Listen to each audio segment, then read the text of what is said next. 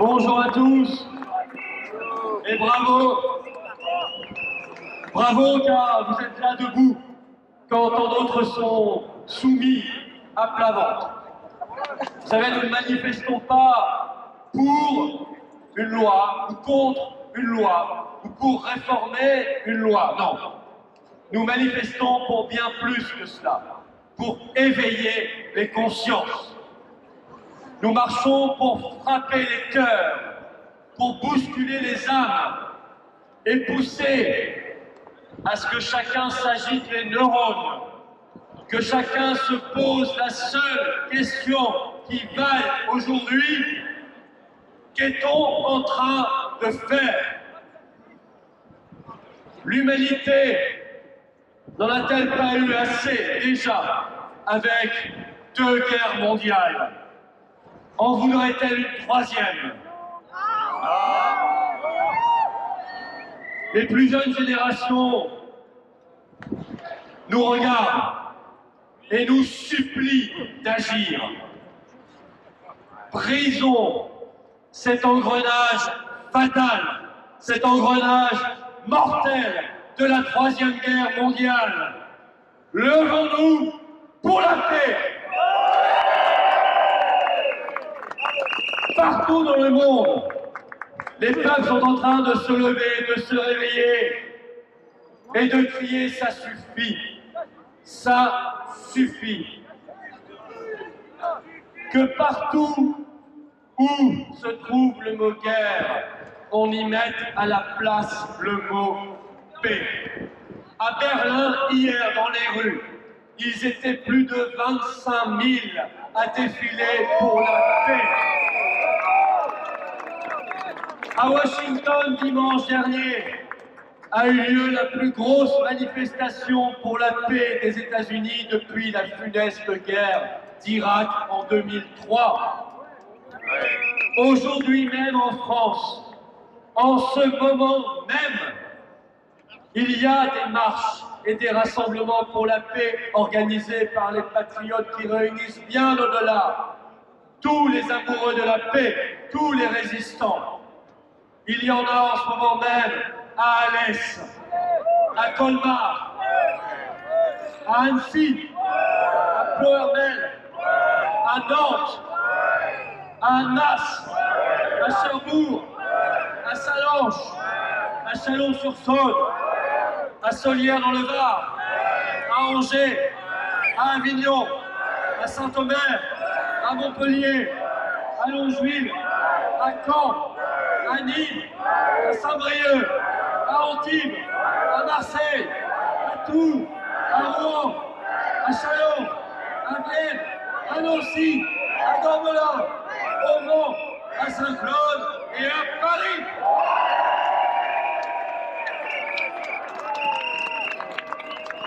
Un an de guerre, nous dit-on. Non, un an, c'est la face émergée de l'iceberg. La déstabilisation vers la guerre a commencé bien avant, dès 2014. Toujours de la même manière quand un empire se mêle d'affaires qui ne le regardent pas. En l'occurrence, les États-Unis d'Amérique, qui ont décidé de faire de l'Ukraine un pays sous contrôle, une base pour l'expansion de leur zone d'influence, celle de l'OTAN. Une base pour réaliser le vieux rêve des faucons américains, casser tout lien stratégique, casser tout lien énergétique entre la Russie et les pays européens, jusqu'à faire sauter les gazoducs Nord Stream 1 et Nord Stream 2, ainsi qu'une récente enquête de Seymour Hersh, un journaliste d'investigation réputé, américain, lauréat du prix Pulitzer, qui a publié dans le Times son enquête et qui démontre que les États-Unis étaient évidemment derrière ce sabotage. Ce sabotage est un acte de guerre contre nous. État terroriste, États-Unis. Alors ça suffit. L'impérialisme américain a déclenché bien trop de guerres depuis des décennies. La Libye, avec également bien sûr Sarkozy et PHL. Qui doit ce week-end se remettre du bide de son film qui, tenez-vous bien, le jour de sa sortie partout en France, et malgré une retape médiatique incroyable, a fait 207 entrées. L'Afghanistan, l'Irak 2 fois, la Yougoslavie, les innombrables coups d'État en Amérique latine, en Amérique du Sud et partout dans le monde. Ça suffit. Cet impérialisme ne sert les intérêts de personne d'autre qu'une petite caste de faucons qui font du fric sur le malheur des peuples, qui voudraient transformer les champs de bataille qu'ils créent eux-mêmes en marché du gaz et des armes, puis récupérer les contrats de reconstruction avec BlackRock et McKinsey en première ligne. Ni le peuple ukrainien, ni le peuple russe, ni le peuple français, ni même le peuple américain n'y gagne quoi que ce soit, bien au contraire. L'OTAN est l'outil militaire de cet impérialisme qui joue avec nos vies et avec le destin des peuples. Alors, quittons l'OTAN! L'Union européenne est le relais politique, juridique, hystérique de cet impérialisme en Europe, transformant nos pays en vulgaires colonies, poussant à la guerre, à la censure, à la corruption, à l'appauvrissement et à l'inflation, à la dictature. Alors sortons de l'Union européenne par le Brexit.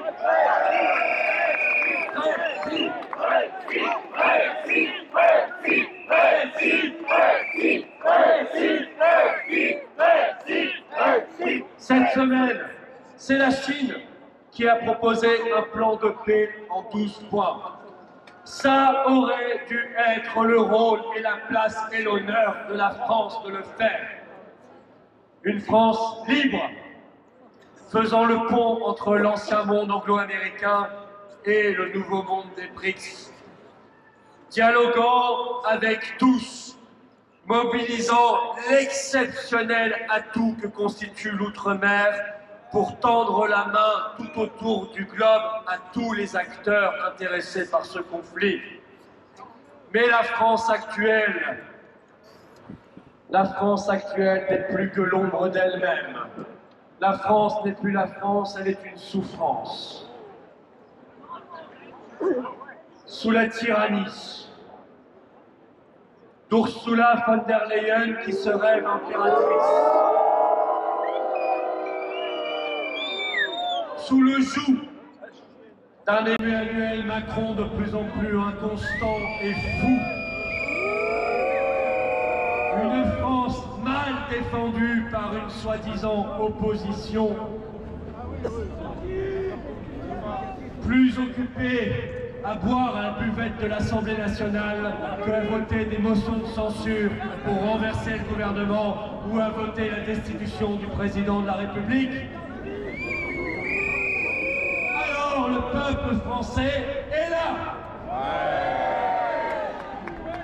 Un peuple qui se souvient que notre pays est un vieux et grand pays, qui en a vu d'autres et qui a tant souffert de la guerre qu'il n'en veut pas d'autre.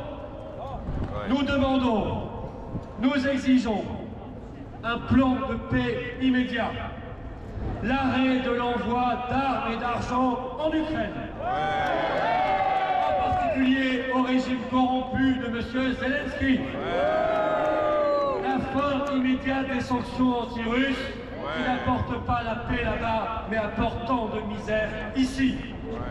Un statut pour le Donbass, le reflux de l'OTAN et la sortie immédiate de la France, ce qui permettra le retrait des troupes russes le retour du calme et de la paix, l'Ukraine devra aussi se libérer de l'impérialisme américain qui la gangrène depuis tant d'années. Les grands gourous du Covid ont été remplacés par les grands gourous de la guerre. Chassons les seconds comme nous avons chassé les premiers. Détruisons ce narratif de la Troisième Guerre mondiale inéluctable comme nous avons détruit le narratif des restrictions de liberté et des injections qui étaient soi-disant inéluctables. Soyons force de raison, soyons force de sagesse et de paix, soyons force d'avenir, soyons force de libération et d'espérance. Puisons nos propres forces dans la flamme de la France éternelle qui habite nos cœurs et dans l'humanité qui fait vibrer nos âmes. Vive la liberté, vive la résistance, vive la paix et vive la France libre!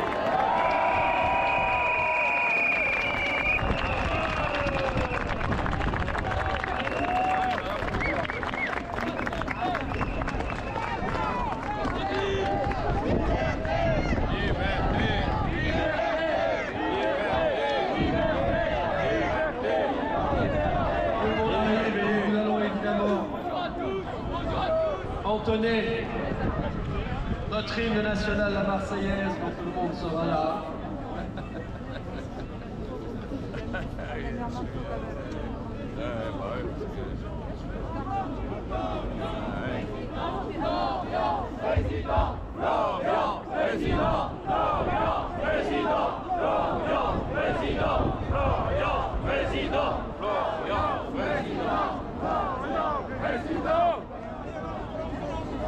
Allez, nous allons demander à notre chanteur Stéphane Kern de lancer la Marseillaise.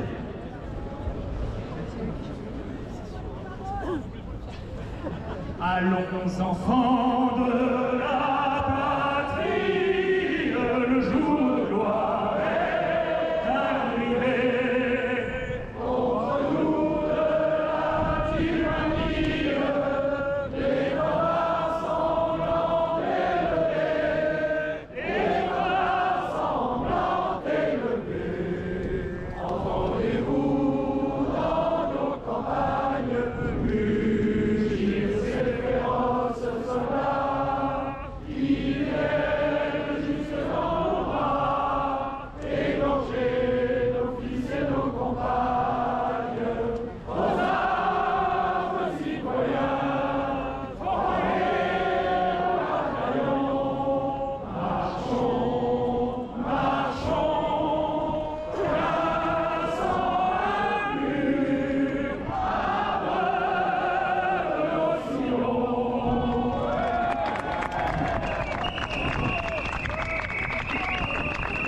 Nous allons maintenant. Nous sommes un certain nombre à avoir ici et en bas des symboles de ce dont nous ne voulons plus. Les scènes qui nous entravent et nous poussent à la guerre. Avant que la France ne sorte de l'OTAN et de l'Union européenne, nous allons commencer par détruire symboliquement ces symboles, ces organisations d'oppression, d'esclavage et de guerre.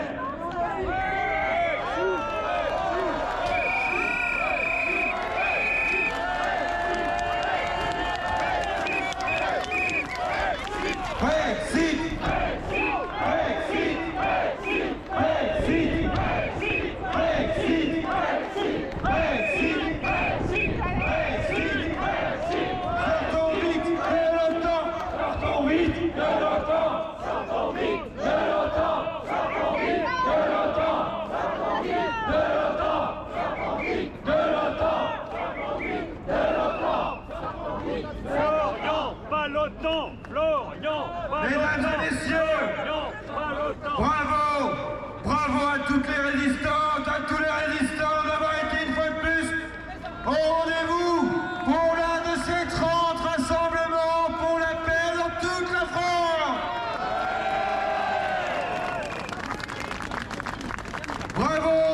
à tous les bénévoles, bravo à tous ceux qui participent et bravo à tous ceux qui contribueront lors de la quête.